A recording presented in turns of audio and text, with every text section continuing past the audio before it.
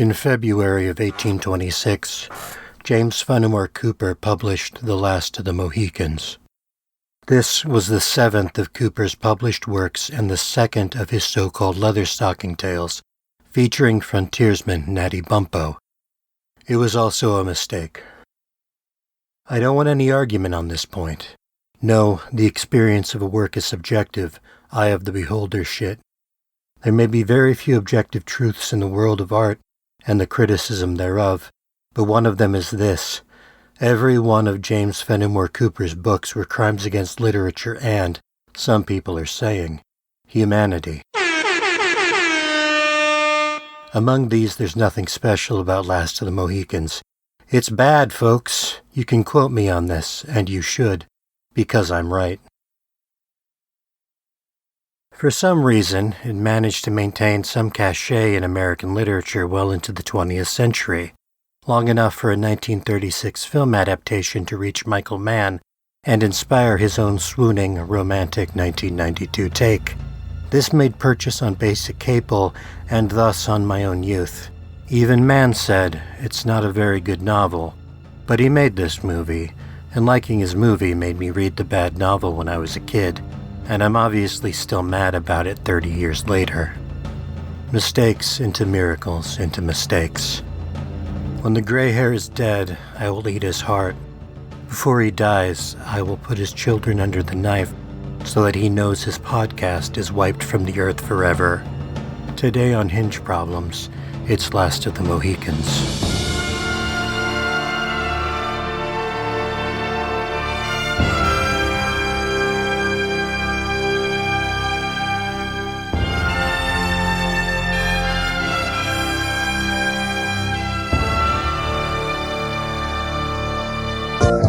Totally scarring war movies.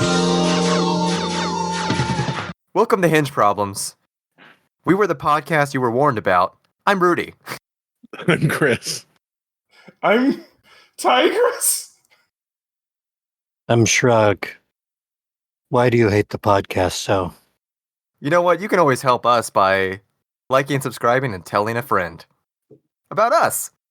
We're a war movie podcast, and today we're doing a very special episode that we've been on the precipice of pretty much since the first die roll. I thought you were going to say it was a very special episode because we did the call to action before we said basically anything else. You could say we've been on the edge of this episode. You could say I've been edging this episode. Yeah. Doug's been edging this episode since before we did this podcast, and like the show at all. Yeah, we definitely didn't re-roll this literally 2 times before, only to kick it down the road. But the road goes ever on and on to eventually doing The Last of the Mohicans. Dun, dun, dun, dun. Dun, dun, dun, dun, dun, dun. I said that with like no impact, considering that's what we're covering today. But yes, it's The Last of the Mohicans. The Indian War. Finally, we're once again back on the American colony, seeing Americans get killed. Or would-be Americans, as it were. Proto-Americans. At this point, British, some French, a bunch of indigenous people. Assorted subjects of the crown. Yeah. Of assorted crowns, even. I did immediately think back to, first off, the same intro as would-be Master and Commander, and also, like, oh, hey, here's this farm is England speech. As though the boat is England, the farm is England. You know, if I had a nickel for every time we did a movie where somebody compared England to an inanimate object at the center of the film while they were trying to fight the French, I'd have 2 nickels, but it's weird that it happened twice. It seems to be like a hobby of historical British people that they have to come up with ridiculous synecdoches for England as a whole. Yeah. I mean, you know, it's a good hobby to have, I guess. Why not? But it's a little ridiculous that it's come up in 2 movies now. You could be like Tolkien, and you could just like make an entire fictional Britain to be your metaphor for Britain. It's almost like this is something the Empire had wrestled with for hundreds of years. This idea of like, it's all England, so F you, except that's actually not really the story. This movie has lots of little things going on. But it's like that's actually not the story. Yeah. Got a lot of things going on, but it all kind of boils down to a guy running in the woods and falling in love. See, I really had wondered before we watched this, like, what, Michael Mann made this? What the hell does that mean? And it means, oh, it's mostly focusing on some weird guys, a couple random tragic deaths of lovers, well shot, tense action scenes, is what that means. Yeah, it's a Michael Mann movie. Can you go into that a bit more? Because like it didn't feel very Manny to me. Okay, maybe I've only seen a little bit of Michael Mann in my time. I'm hardly a Manspert. Well, it mansplained to me. This is more the vibe I've picked up from Michael Mann movies, was just that, like, this movie really does, like, it's got a lot of thinking about, there's a lot of, violence, a lot of performing masculinity, a lot of that kind of stuff going on in it. Which are again, you're the wrong person. You've caught me. I've seen one Michael Mann movie before this. Yeah, I see that. Yeah, all right. And it was The Keep. When they get to Fort William Henry, and there's 5 fucking minutes luxuriating over the French fortifications and mortars and everything. That's Michael Mann saying, look at all these mortars, all this technical detail. How to do a fucking siege in 1757. That's stuff that you get from Michael Mann. That's stuff that he cares about beyond just the raw human emotion, which is also obviously very important to him. The thing about that scene was when, like, they get to the fort and they see the flashing lights. I was like, I have never seen a historical, like I have never seen a movie set in this time period that did a fight that looked like this ever. This is completely unique. It hadn't even occurred to me you could shoot a Revolutionary War shot like they shoot like a Gulf War or Iraq war scene, which is what the like intro to it. Not quite once they get to like the details of the siege, but like from a distance where you're just seeing the cannon fire. That's absolutely what it looked like, and it was so unique and so stunning. It was incredible. I was going to say, much like Heat will teach you about how to rob a bank in Los Angeles, this movie teaches you about how to siege a British fortress in 1757. So yeah, that's very Mann details. I noticed a lot, like how to put it. Like one of the things that I have noticed when I watch Mann movies is he tends to like do a lot of like focusing on a person's face for a reaction shot to what's being said. And that came up a couple times in this movie where I was like, somehow that just felt very much like something I've seen in other movies of his. They did it with Madeline Stowe's character quite a lot. But even then, occasionally they did it with Daniel Day-Lewis's character, with, other people. But it was a weird thing occasionally because I can't remember the specific, but there's one time where they did it where it was someone, any other movie I would have felt would focus on the person who was talking. And they did not. It was just like, nope, we're going to focus on this person. And that was kind of interesting, I thought. That was a weird little choice that felt very, very much in line with some of his other stuff. Like within that idea, that we have 2 prominent female leads, but this is a sassy question, but are they actually characters? Or are they just kind of led around? Alice isn't a character. Alice is not a character. Yeah, Alice has no character or agency or anything. She's just there. Alice barely gets a doomed romance out of the deal. Yeah, it's kind of like Alice's doomed romance is this weird, like, there's like 2 shots of it that you just have to be paying attention to understand kind of what happens to her at the end. Which the actor was 17, and her mother did not allow her to have anything like a love scene with Uncas. And the original cut was 3 hours long. So yeah. most of what she even did have got cut. There were a few moments in this movie that definitely felt like there's a longer version of this movie out there somewhere. Oh yeah, no, there were some cuts. This movie had some cuts. Oh, that's fascinating because I felt like I had the opposite reaction of, I kept feeling like I think we all watched theoretically the definitive director's cut or what have you, hour 54 minutes, and I kept feeling like this feels like the director's hand more than good editing. To give a question to a question, so what did you feel like there wasn't enough outside of Alice? Well, it wasn't that there wasn't enough as much as like there were times where it jumped from one scene to another scene. Yeah. And you could tell there was some stuff that had happened in between that they just kind of had to have dialogue to explain because they didn't show it. So it's kind of that aspect of it where you're like, oh, hearing that there was a 3-hour version of this movie, it's like, oh yeah, there was totally like a 10-minute long scene there that they're like, well, we could just cut that out and have somebody dub in a line that explained what happened. So they did that. Like and even little stuff like I could have imagined from the way this movie was, like I could have imagined a longer establishing sequence of how the fort worked. For example, because like wow, they have this super detailed fort set that they only kind of cut little bits of back and forth. And just sort of just they're on the ramparts, they're on this thing, and I sort of felt and like thinking back on it, I sort of feel like they could have.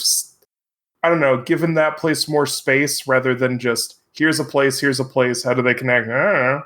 Yeah, the geography didn't really stay with me. Not that I needed like the Indiana Jones map, but where is one thing, where is the other? Okay, the French are trying to get here, but we also have this back way, I guess. I can tell you where one thing is in the movie very early on, right at the beginning when they go to the cabin. And they ask Hawkeye and Uncas and the dad where they've been. And he said, oh, we were just west of the Cuyahoga, which A, good job pronouncing that word right. And B, that's exactly where I live. Oh, okay. Damn. So that was very funny because the Cuyahoga River runs right through the middle of Cleveland. And I live on the west side of Cleveland. So yeah, that was very funny because one, I was like, I live there. And two, I was like, oh, good, you pronounced it right because people mess up that word all the time. Whenever there's like a sports broadcast in Cleveland, someone will try and say it on national TV and it's never right. French and Indian War was all about the Ohio Territory. Yep. Ah. So this is a movie about trying to get out of Ohio. That makes sense. Very relatable. Trying to go to Albany, though. The flip side of that is like as someone from Mississippi, when they said D'Iberville in that same scene, and I was like, D'Iberville's on the Gulf Coast. It was the first French colony. That's like 1,200 miles away. I was very confused where exactly this movie's D'Iberville was, and I couldn't find it. So the end. Who said it? The Mohicans said it. They said they were going to trade at D'Iberville, or they had traded at D'Iberville. It's probably just like how Twin Peaks is on the Oregon and Canadian border. The French did go clean down the Mississippi River to trade. They were their whole trade empire was extremely extenuated. Yeah, so it's ostensibly, you could just go to the Ohio River down the Mississippi and then quite the journey for 3 men, though. Oh yeah. Not a short journey or anything like that. So it is kind of silly. It's like, oh yeah, we just went over there. It's fine.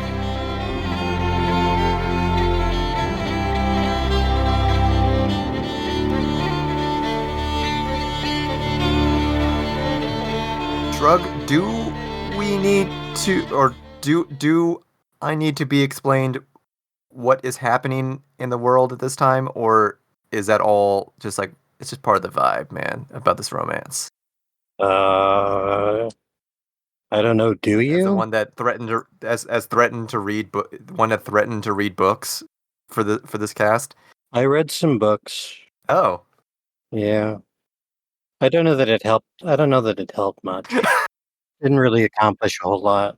The movie does a pretty good job of setting up that the French and the British are fighting. That's what you need to know. The French and the British are fighting. The siege and afterwards massacre of Fort William Henry is an actual historical event, which kind of happens the way it does in the movie. It's the actual motivations are semi-speculative, and it's not because there was a guy who named Magua who really hated Colonel Monroe. Colonel Monroe, as being an actual historical figure that did not have two daughters, and who was not killed at the massacre of Fort William Henry. He survived and then died several months later of an epileptic seizure. What actually happened was the French made this deal. Like, the way it's presented in the movie is a little strange because they act like them being allowed to leave is in the manner that they were unmolested is some sort of extremely special thing, but it's actually was pretty common at the time. It's called the honors of war. Basically, if you hold out long enough against our guns and you give a good show and you show that you're a good warrior, etc., then we'll give you the honor of being able to, when you capitulate, of being able to leave with your arms but no shot or powder, so there's no risk of you fighting against us, and a single symbolic artillery piece with and the agreement that you won't fight for like 18 months or whatever was the standard. And the French made this deal with people in Fort William Henry, and then they informed their Native American allies that they had made this deal, and their Native American allies were not happy with this because Native American allies primarily fought for prisoners and booty. Normally the French would show up, French or English would show up, they would give them initial gifts and then say, you can take captives, and which was a very important part of like war cult. I don't know what to call it. Like their war culture was taking captives, often to replace, which you see in the movie with at the end with the Sachem giving Wes Studi Atlas as a replacement for his family. That was very common. So these guys were told, you don't get any booty, you don't get any captives, you just have to go home, goodbye. And they weren't happy about it, so they proceeded to raid the baggage train, raid all the sick people, and mostly that was before they left. And when they did leave, they attacked all of the French Native American allies, or most of them attacked the rear of the train where most of the militiamen were held, and they weren't armed. So they just started carrying people off. It wasn't like a big fight because they were unarmed. They just started carrying people off, and people got broken up. They fled into the woods, etc. It became a whole thing. It was a big controversy, and the only like long-term consequence that I can remember is that the English never gave the French the honors of war after that in the conflict. I know, thrilling stuff. Oh no, it's interesting. I was just curious, like, what numbers are we talking about? Like, we obviously have what's shown in the film, but are we talking how many people are in this train or in this this retreat line, or the nice word you use that I can't remember right now? Nobody knows. Oh, cool. Numbers of dead range from like 60 to 1,000. That's okay. It What? was yeah. It was a big source of consternation. Definitely, the numbers were definitely inflated in the press afterward. So Right. nobody fucking knows. Yeah, it is interesting that they treat it as such a special occasion in the movie, but I kind of get it, because to modern viewers watching any sort of war thing, It's like, weird. wait, so yeah, it's just weird that they're just like, okay, Weird, cool. yeah.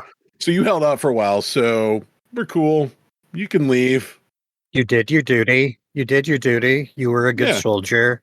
So now, as gentlemen, we're going to agree that you get to leave with like a cannon. Just don't fight for 18 months. To me, it didn't seem like I don't, like it seemed pretty intuitive to me because it's like what you want to do is you want the fort. If you blow up the whole fort, you don't have a fort anymore. You do this, you get a fort out of it, and you've got these people who some of them are probably going to like turn around and a week later and attack you, but some of them are in fact probably going to leave. At the very least, it's dispersed. At the very least, you can dig in. No, like it makes sense that they did it. I think what made it seem like it was something weird was the way in the movie the French guy's like, okay, we're going to do this, and then the English guy's like, hold on, we got to talk about if that's the thing that's going to work, blah blah blah blah blah, and then like there's a line about how you're being very generous, blah blah blah, like as two more historical fact checkers questions, fact questions. Let's not look at how I said that. Were horses that special and rare as Michael Mann shows them to be?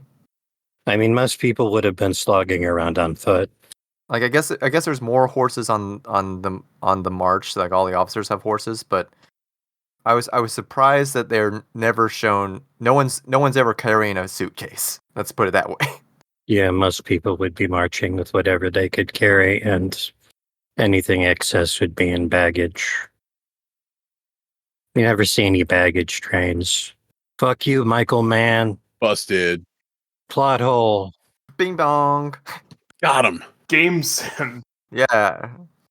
I got it. I got it again. The other was the one wide shot during the caravan of like, oh, there's the single black man who we can assume was a slave to someone at that point. And wondering at this point in the colonies what is the role of human property. We get a little bit of that, tiny little bit of it with the what were their names? The one family, the Camerons, who were previously indentured servants in Virginia and then moved out to the frontier because it was like, hey, nobody's gonna like keep you, out here. And Magawa was a slave. Yeah. Or cites being a slave to the Mohawk. Otherwise, I do not know exactly. Too big of a question to ask. Cannot give a satisfactory summary of human cattle in the New World during the French and Indian War. Well, that's very brave of you to admit that you don't know the right answer on a podcast. I am undone. I think, in a way, getting too bogged down in the history here, although that is a thing we love to do here, like with this particular movie, that is such a minor element of it in a lot of ways. Like, the particular ways it chooses to show history or engage with history is entirely to create a backdrop of this particular, for, like, the human actions. And this movie is, well, I guess we did it in the wrong month, it is a Roman movies. I guess? Very, very Roman movies. A lot of things that I like about movie does sort of, it is the way that in the ways that it reflects history in a thoughtful way. But like, probably my favorite part of the movie is the scene with the Sachem at the end. Yeah. There's a very simple narrative of like New World, Old World, indigenous and European contact that says Europeans showed up, they started killing indigenous people, killing and displacing indigenous people, and they slowly but inevitably fell to the germs and superior firepower of the Europeans, etc. And that's like a narrative that it exists for a reason, and in a way it's kind of true. And it's a narrative that like The Last of the Mohicans is part of, because especially like my very dim memory of the book, that sort of elegiac look at Native Americans as vanishing people, inevitably vanishing people, is like a part. That narrative is a part of that, and or a part of what it sets up and sustains.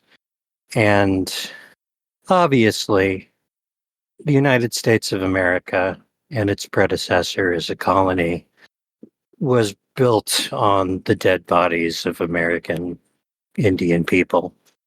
No question there. But there's also a very like when you get down into the nuts and bolts of it, it was a very complicated political thing. Yeah. And when you see something like the scene with the Sachem, which is a Huron who was by adoption a Mohawk, who speaks Huron and English, And French. yeah, who is appealing to this guy to give him these captives and elevate him to with these captives to elevate him to some sort of, position so he can be a Huron again or something. And this other guy, this English guy who speaks English and French, and this other guy who I guess speaks Mohican, though that's kind of a dubious thing, whatever, and English. And they're all having this multilingual conversation in which they decide the fates of these human pieces. I don't know. That's not something I've ever seen in another movie before. Yeah.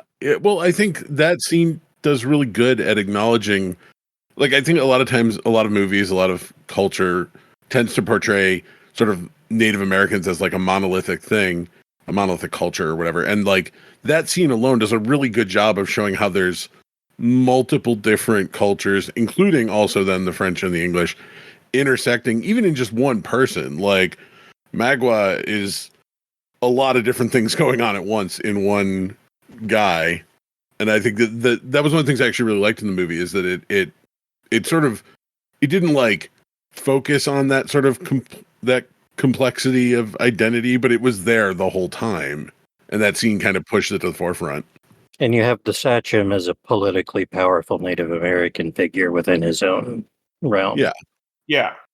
Obviously, with some misgivings about the Yankee and La Francais, but I don't know. Good scene.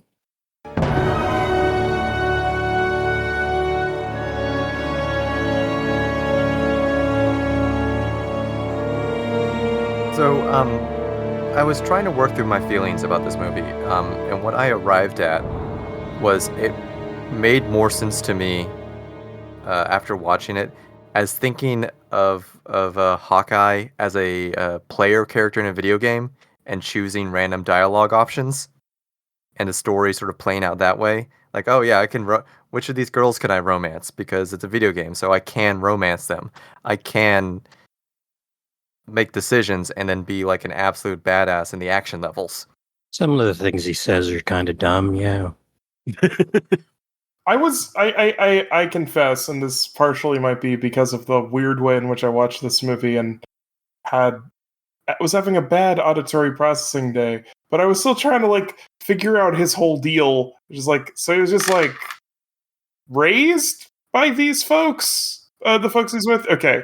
Yeah. Yeah, exactly. They're like, wait, why is this white dude chilling with these? Yeah. I just kept going. Yeah. Because like my first thought was, is this a thing where they cast just a white guy and they're just hoping you don't notice he's white? Yeah. They really make you sit with it for 50 minutes before they explain that. Which seemed weird because they didn't do that for anybody else in the movie. So but like movies do that sometimes. I'm looking at you, Elysium. That's a different podcast that we've never done and will never do. But yeah, that was the thing. It was just like, so is he? Am I just supposed to roll with the idea that he's not white in the fiction, but no, he is.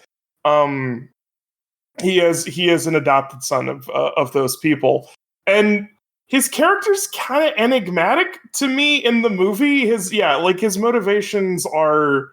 I think the video gaminess to some extent comes from the fact that he is entirely just motivated by, like, I'm doing my own thing. Wait, there's a girl.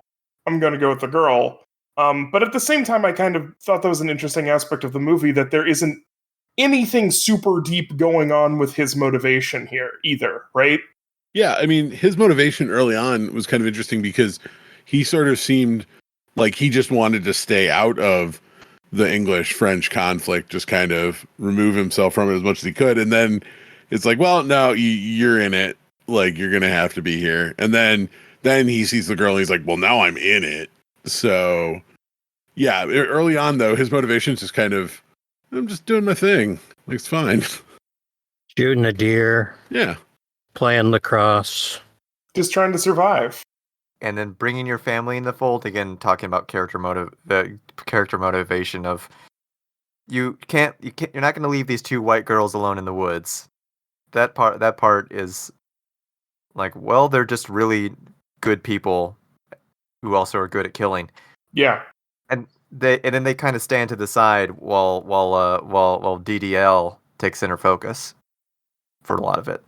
Aiden keeps calling like all the action scenes like colonial era operators because like it's shot. I had the same. Yeah, like it was, because it's just like, hey, watch these guys. They want they check their six and go and go. It's like, whoa, these guys are so cool. And it's like, how do you have multi-shot flintlocks? You just have a lot of flintlocks. It turns out. Yeah, you just grab another one. You grab another one, you reload them on the run, as he does. You shoot two at the same time. Yeah, the flintlocks akimbo was amazing. That was beautiful. There were scenes in this movie where I liked how it was just like I did like every time. I guess this is going a little afield from what we were talking about, but I did like every time the movie says, okay, we're doing a historical picture, but I'm just gonna shoot this like a 80s or 90s action scene for a minute. Which I thought was pretty cool. It was the detail I kept going back to. It's just like, yeah, like this is really dumb if you think about it for 10 seconds, but it looks cool and fits with the established, historically accurate mechanics of this stuff. Yeah, a battle is just something that like descends upon you like a rain. Which I liked and didn't like that, like, a battle is just something kind of happening around you, and you can choose to engage with it or not. Well, it's just one guy, right? I'm particularly thinking about the raid after the fort, where they're kind of doing stuff, but also like they're kind of just standing in the battle as needed, and like pull and push on whether that worked for me or not at the time. But like for all the characters that the battle is happening all around them. And then sometimes the story engages them. Again, it feels very much like a video game. Like, oh, you get this big spectacle and then there's what you can interact with. Not that we do a video game podcast anymore. We don't do this isn't a video game podcast. Why would anyone think this is a video game podcast? Video game. But going back to that, because we've mentioned Roman movies, did the romance work for y'all? No. No. Love it. Fucking love it. I'm all right. Who are you looking at, sir? I'm looking at you, miss. My basement floods every time.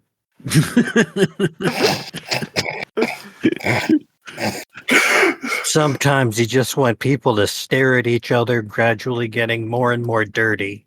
And that's when you call Michael Mann. Uh-huh. And then they fort fuck because you're gonna die. You might die tomorrow, but tonight, in the light of the cannon fire, gonna grab a boob. Yeah, they fort fuck. Did they fort fuck or did they fort dry hump? The scene is kind of ambiguous. I feel like all they ever do is hug. Yeah. They hug and gyrate. They hug really aggressively. Yeah. They maybe slightly bouncy hug. An athletic hug. I feel like we can draw some lines. We can draw. We've seen the train go into the tunnel I'd call that fort fucking. I think it was supposed to be, yeah. Yeah. Subtext is there. They absolutely fucked. But nevertheless, it is hilarious that the way they just do that is they just sort of grind against each other, looking like they're in like a shampoo commercial for a few minutes. Oh, their hair looks perfect every time. I was thinking about it toward the end.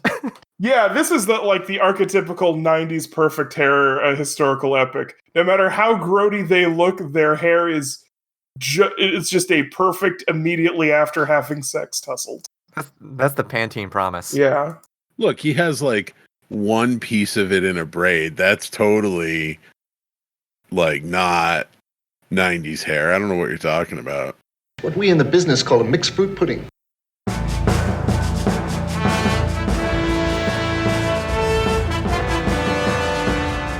I feel like we might. Are we going towards review? I feel like have we exhausted I ourselves? think we're heading towards review. Like, this movie is hard to talk about because so much of it is imagery, right? Yeah, like it's a very visual movie. There's a lot of like people have pretty basic and easy to understand motivations. There's a lot of Wes Studi is in this movie. He owns thoughts. he does own. Yep. In this movie. Very powerful performance. Magua wants to kill the gray hair. Kills the gray hair. Good job. Eats his heart. Well, he cuts out his heart. We never see him eat it.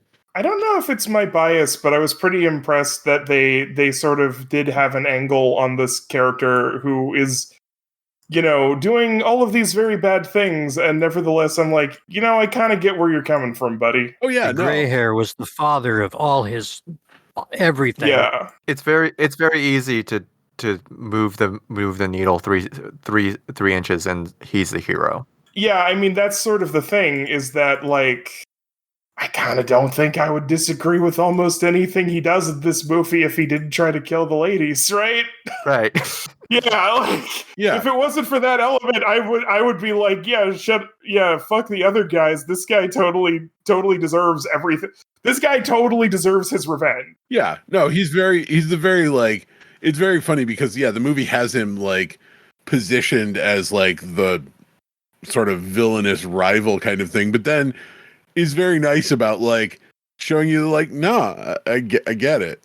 Like, I get what you're doing. Like, I don't necessarily agree with it all, but I get it. Maybe you don't need to wipe his seed from the earth forever. Yeah, maybe. Maybe just stop at the gray hair. Yeah, you ripped his heart out, dude. Maybe you can chill with You that. sold me on that. That guy needs to die. That guy sucks. Yeah. I mean, he's a British colonial military officer. Duh, no shit. Yeah. Like, even if he hadn't done all that, I'd probably be sympathetic to that, right? Like, oh, he's just a British colonial military officer guy? Yeah, go ahead, dude. This is it's your land, and they're trying to take that shit from you. Just kill him. That's fine. Yeah, live your best murder, bud. Go for it. Which is also sort of what makes me feel weird about the actual script, because it is one of those things that to sort of compare it to, say, because I had recently rewatched The Lion King recently, it's like, if Scar did two less things, he would 100% be like a good guy in this movie. Like, that's kind of the problem, is the movie bends over backwards to be like, hey, this guy who's been treated horribly and screwed over by everyone is completely unreasonable for being screwed over his whole life, right? And is eugenically inferior, as they point out over and over again in The Lion King, that he's not as strong and tough and good of a lion as he was. That's a whole different movie, though.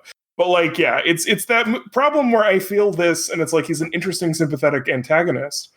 But I also have to point out just, hey, the script is making you take this guy who ultimately has very justified motivations, except for these two really unsavory things. And it's also weird that it's about an indigenous character too. Like, there's a lot of, for all of the like technically interesting stuff in this movie. God, is there a lot of like, and the interesting nuance, there is still a lot of kind of weird,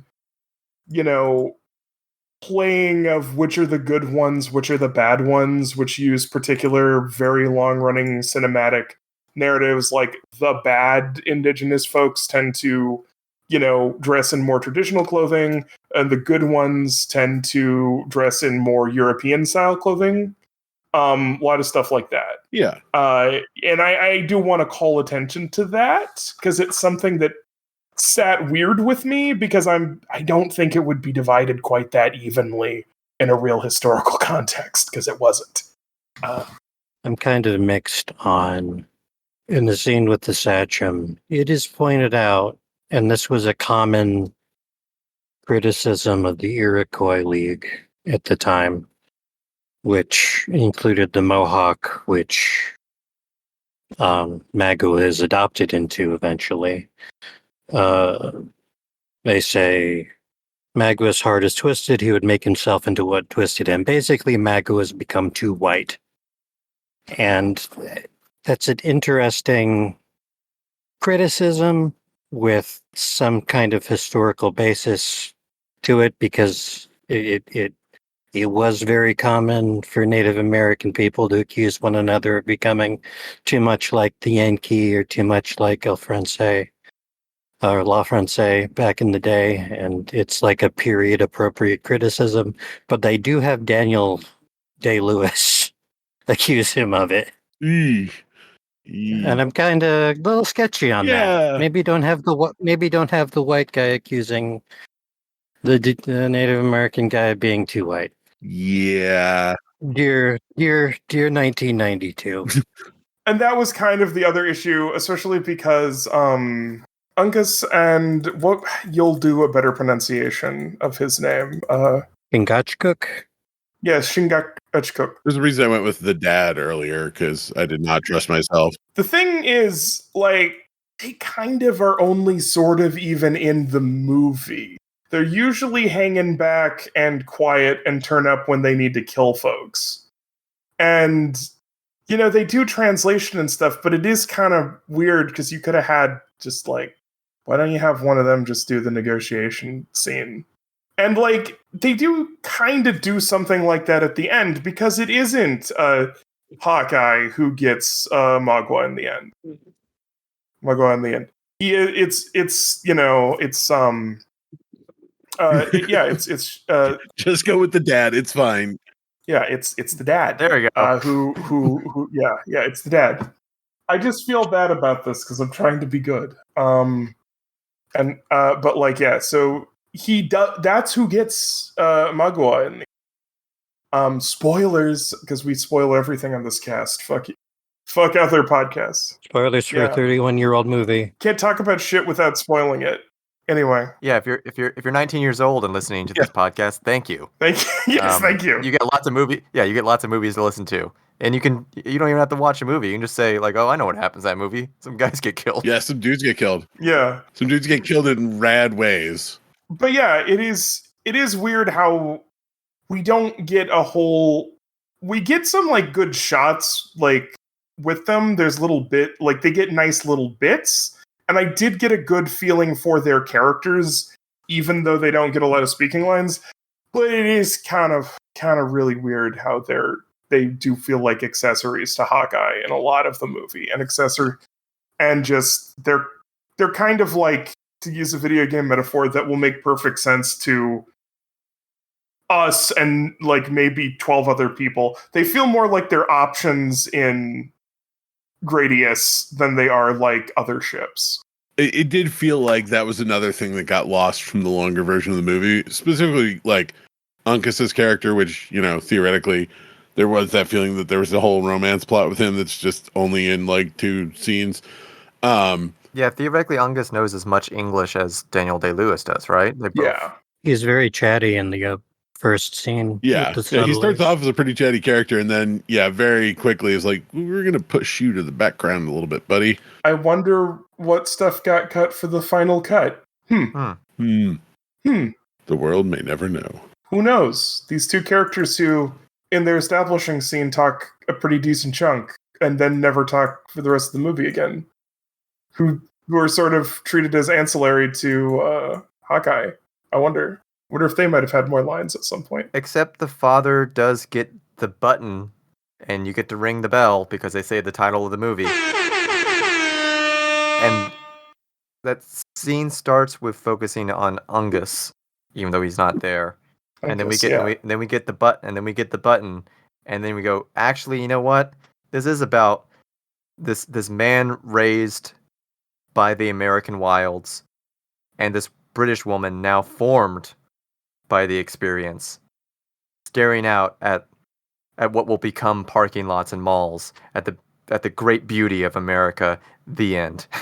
In a version of this movie we did not watch, the second version that he made, not the expanded cut, not the director's definitive edition, Chingachgook has a longer speech where he talks about how his way and he's fading and the American frontier is giving way to people like his white son and his white son's woman, and how someday they'll give way to new people that aren't frontiers people like them.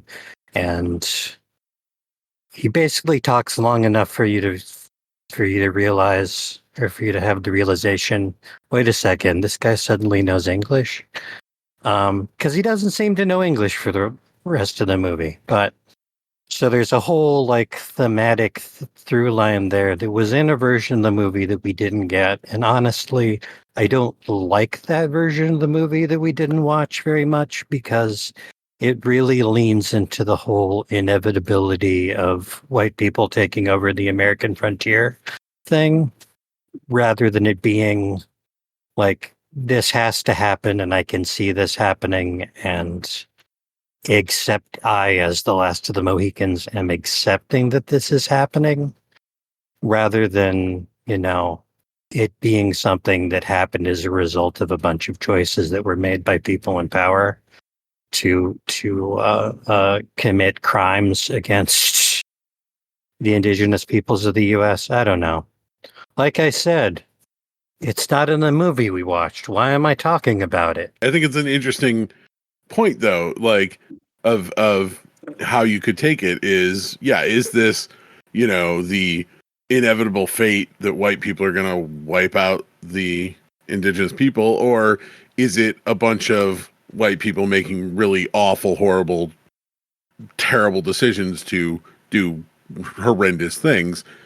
And I think I could see why the former is not a great theme for a movie to have. Well, I think we've been struggling this whole cast. We're trying to figure out what, we've been giving these ideas, and the whole movie is a vibe, but we're trying to figure out, what is this movie? What is this? Can we give a single sentence of what this is? Because it has this miasma of concepts and moods and feelings that maybe, as we keep saying, none of them quite gel together or come together as a whole. And I am myself struggling to put together that final thought of what this is. What is Last of the Mohicans director's definitive cut?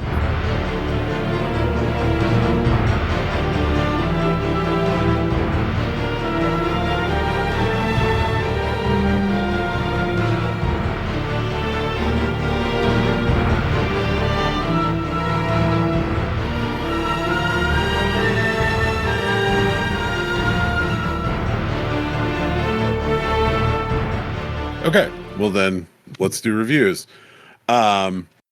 Each time we have a movie here, we rate it on a scale of 1 to 5 custom somethings from the movie.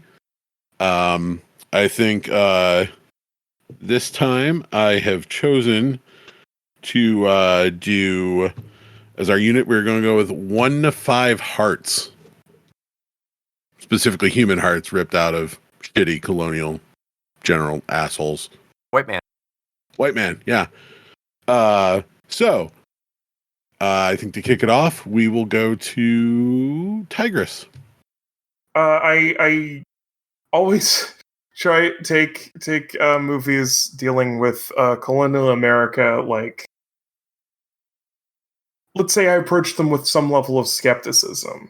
I'm very sensitive to American myth making, and even, movies with complexity are going to fall into it to some extent, almost every time. And this movie had a lot of that, which we've discussed on the cast.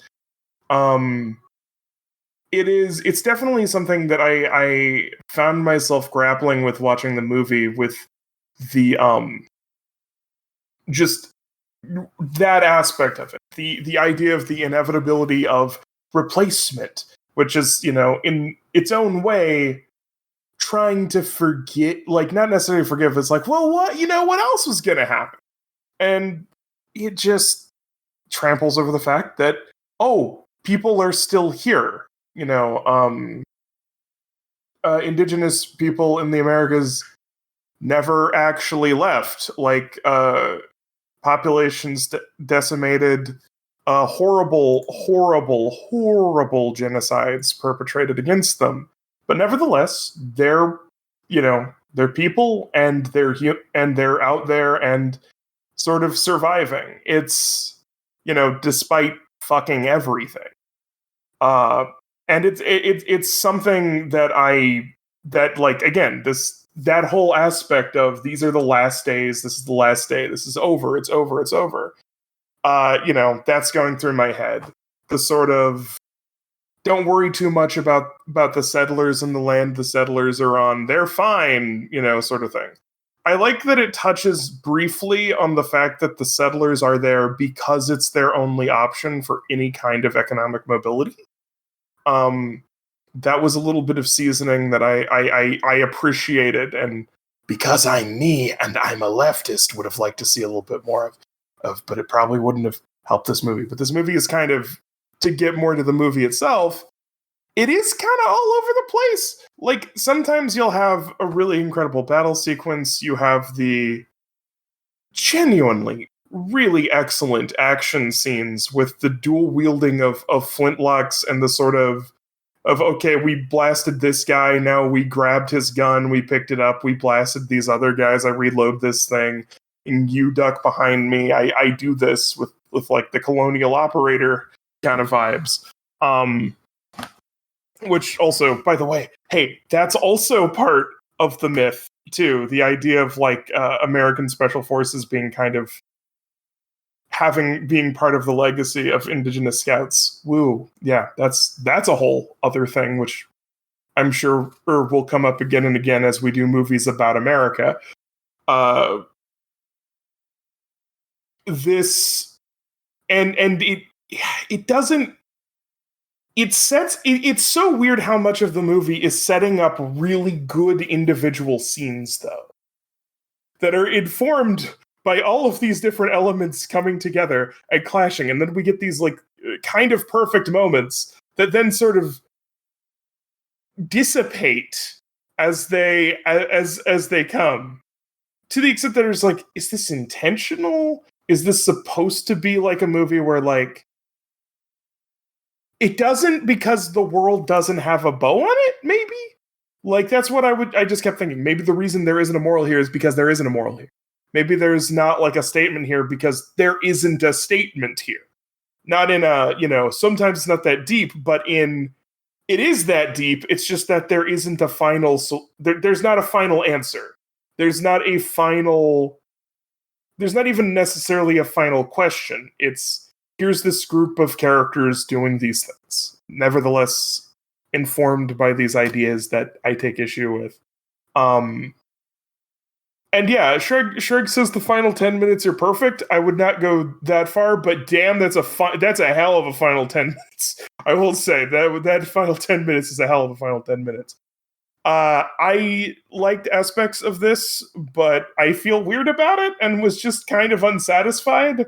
So I'm giving it an enthusiastic three human hearts. But it does make me curious what Rudy thought of this movie. All right. I'd written a couple of notes about my time with this movie, that I was going to get to in my review time, and then Tigris just said the word replacement, and that sent a shockwave through my brain of all the ways that this movie, like there's a key word that now we don't have time to discuss. But maybe you can do it at home. In the home game of Hinge Problems War Movies, you send $50 to hingeproblems@gmail.com and tell us how replacement is the theme of Last of the Mohicans Definitive Director's Cut. But much like Tigris, I had struggles with this movie, and I was trying, unlike other movies you watch, I had to immediately go look at contemporary reviews and see how they reacted to this.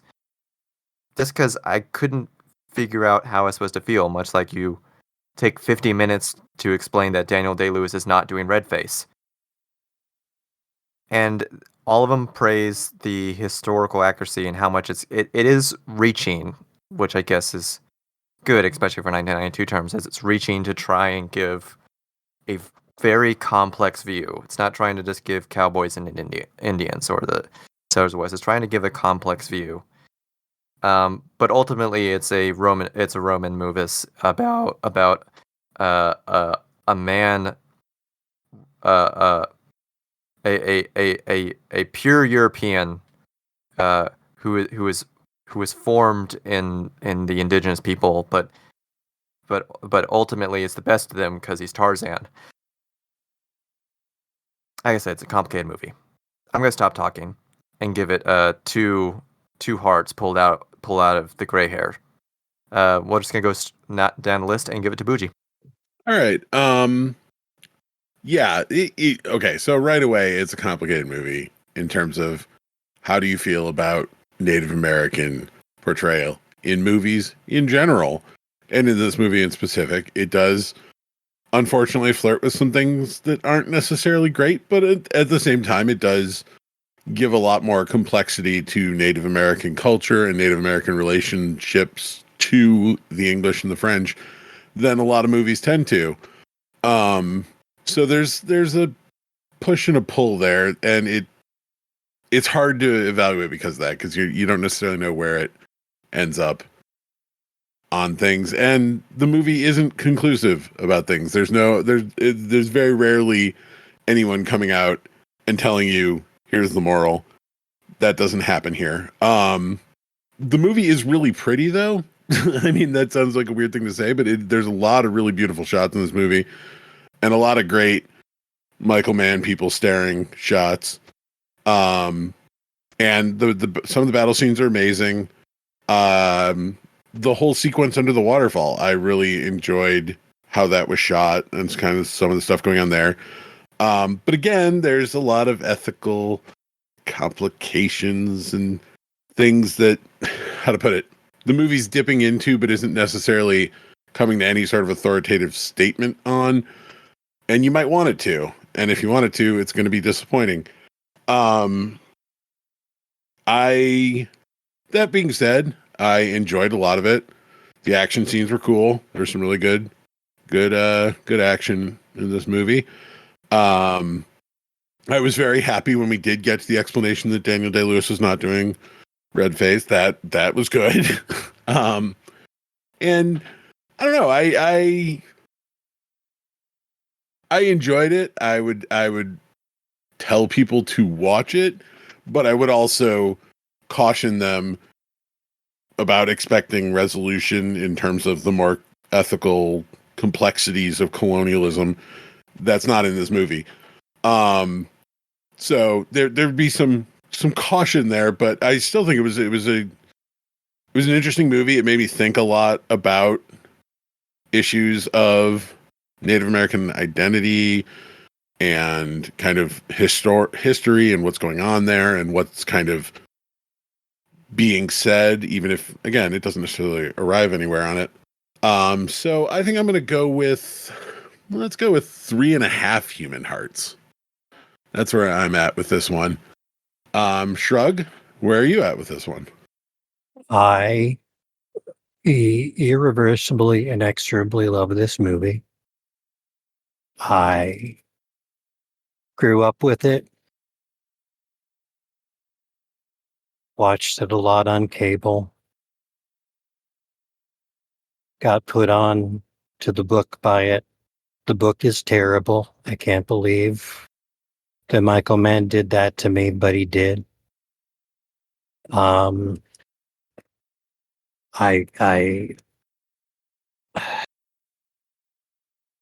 don't know.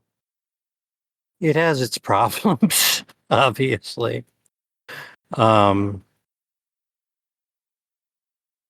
Like I said before, it approaches a lot of themes with a nod at complexity without necessarily ever, as other people have said, getting anywhere with that complexity. And so if you're looking for a conclusion on any of its broader or deeper themes, you're probably not going to get there. It could be that for a movie that's ultimately about a couple of people falling in love while running in the woods, it bit off more than it could chew. But I appreciate that it took that big bite. I appreciate that it tried. I think that Wes Studi has never been better in his entire career, and I'm a big fan of him. Magua is like probably my favorite character in the history of cinema. He just owns that hard. 5 out of 5. That's right. Love it. Meet me after school. We'll fight about it. 10 years later in the year 2031. Okay. Quick podcast meeting. Can we let Magua be Shrug's guy? Or does Shrug have a secret guy? I think Guy has to be sort of like a secondary character, and Magua's kind of like the protagonist of the entire movie. Yeah, but he's so awesome. Yeah. Magua is so great. Yeah, like that's why I'm willing to let someone have Magua as their guy, because like the whole time I was watching the movie, I was like, Magua's the guy. Like, damn. Yeah, he's so he's Wes Studi does such a good job of with this person who could just be a cartoon villain and isn't. He's the GOAT. Yeah. Yeah, you can see him like seething in this. Yeah.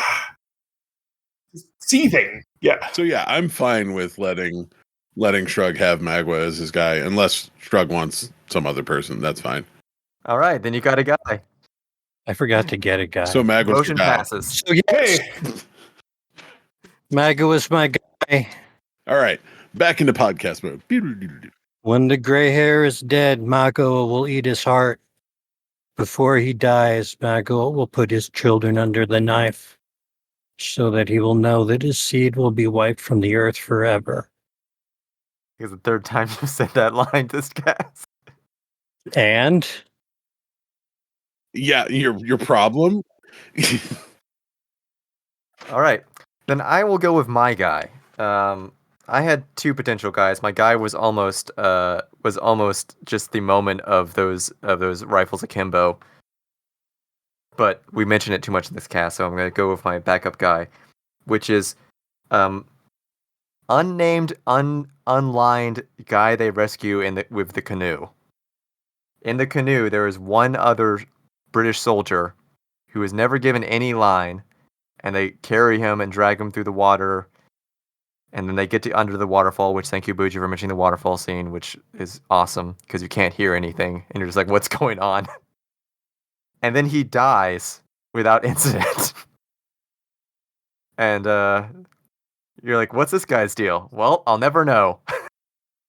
That's that is in many ways the platonic ideal of the idea of a guy.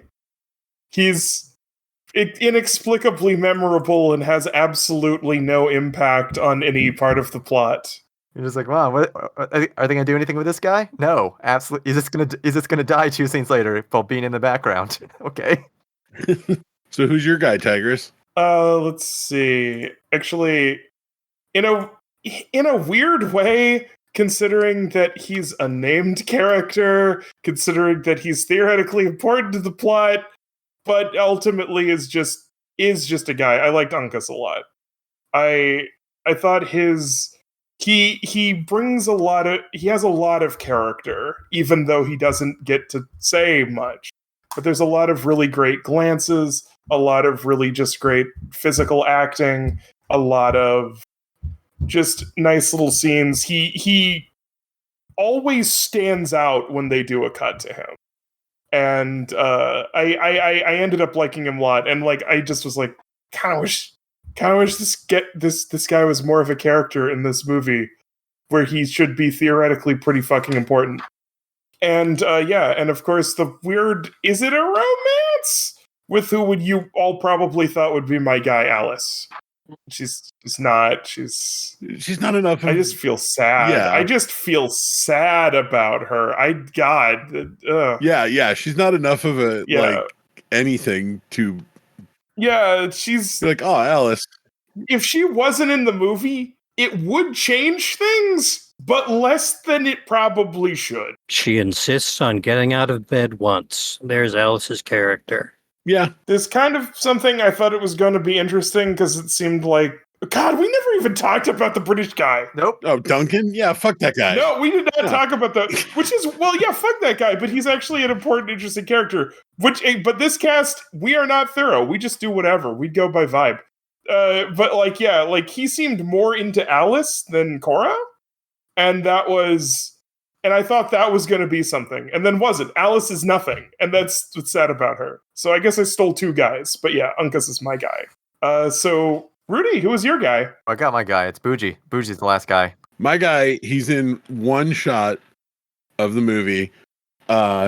It's when Cora and Alice are fleeing during the big slaughter of the train leaving the fort.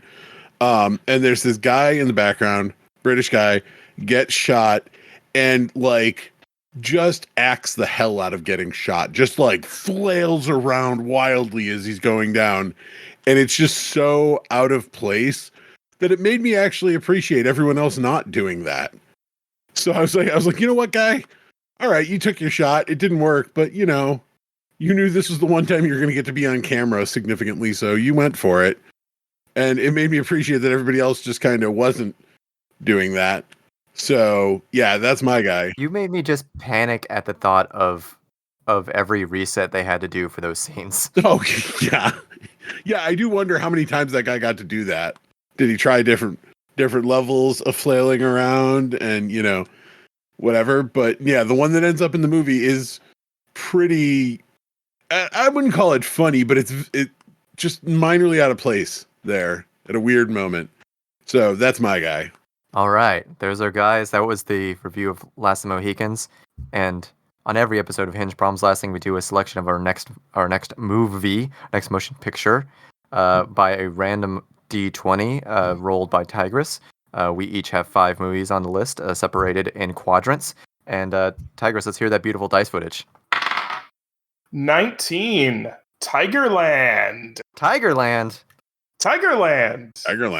Yeah, that would be Joel Schumacher's boot camp movie. We're going to the 70s, Korean War. Vietnam War. God. Boy, I don't know why I would get those two wars confused. Tigerland is it's a boot camp movie.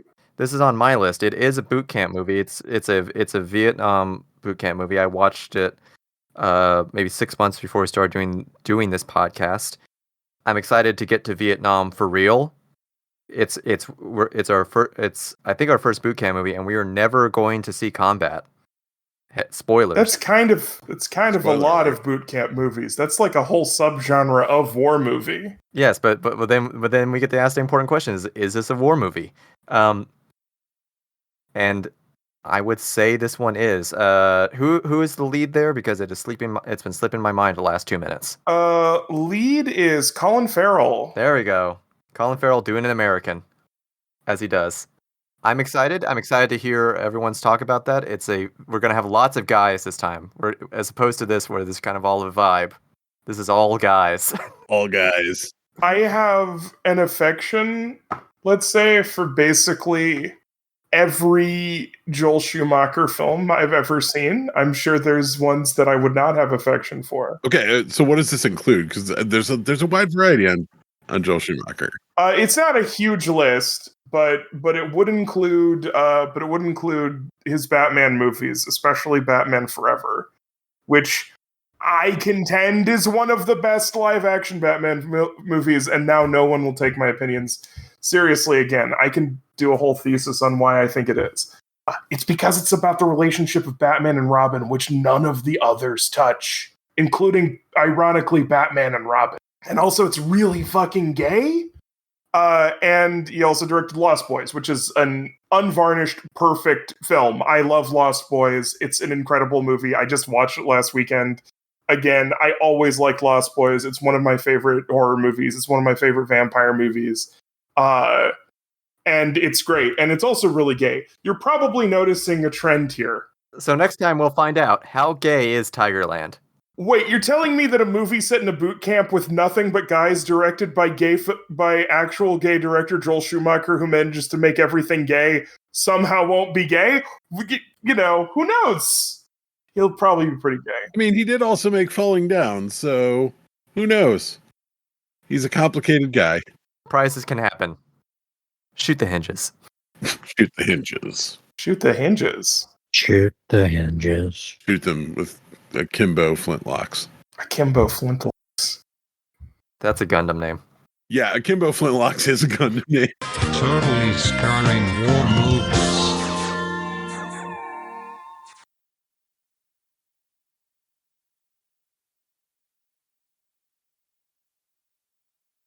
Dun, dun, dun, dun. Dun, dun, dun, dun, dun, dun.